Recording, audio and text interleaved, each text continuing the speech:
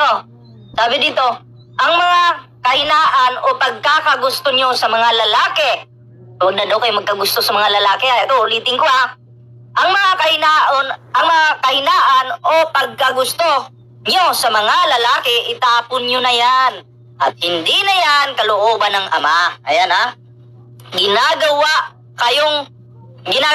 na kayong pastoral. Para lang kayo sa anak. Sa akin! Shoutout sa mga pastoral dyan ha. O yung mga babae dyan ha. Para lang daw kayo kay Kibuloy.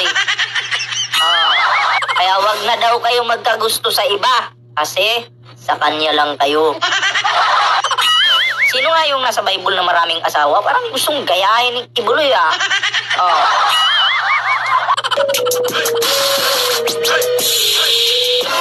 Ano, kumusta? Mga supporter ni Kibuloy?